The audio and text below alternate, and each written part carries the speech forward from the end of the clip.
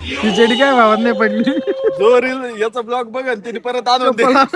आता मॅटर काय झाला ते बघण्यासाठी तुम्हाला पूर्ण व्हिडिओ बघणं आहे, त्यासाठी फॉलो करून घ्या. सकाळी सकाळी मी कोंबडं बघत होतो, कारण जुन्या काळी कोंबडं जेव्हा गागतं तेव्हा लोक उठायचे आणि मला माहित होतं हे गागणार आहे, त्यामुळे मी ती वाट बघत होतो. आणि तुम्हाला माझ्या विश्वास असेल तर तुम्ही पण वाट बघा.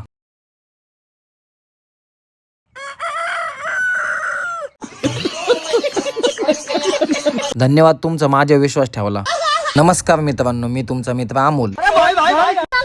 तेवढ्या चॅलेंज बॉयची एंट्री झाली. तो आणि तुमचं चॅलेंज तुमच्या पशीच राहू द्या, मला त्रास झाला. त्याला म्हणलं चॅलेंज तर ऐकून घेतो आणि चॅलेंज ऐकायचं नाही, कारण मागचाच त्रास खूप झाला आणि तो पण मागून झाला.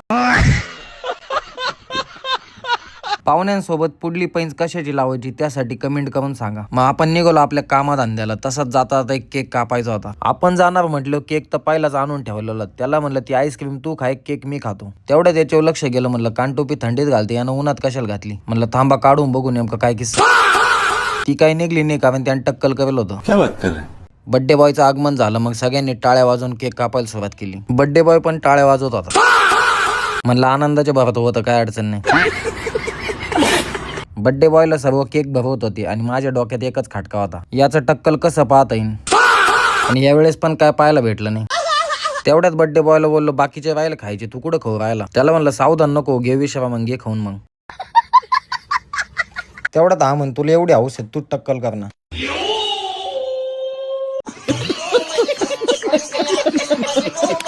कसा दिसतोय मग तुमचा भाऊ, गोंडस नाही एकदम.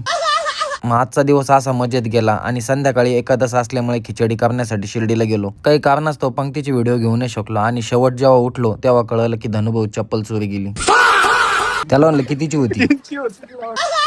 खिचडी काय भावात नाही पडली. जो रील याचा ब्लॉग बघ तिने परत आणून दे. त्यामुळे हा ब्लॉग जास्तीत जास्त शेअर करा, कारण भाऊ चप्पल सापडली पाहिजे. ब्लॉग आवडल्यास लाईक करा, शेअर करा, कमेंट करा. धन्यवाद.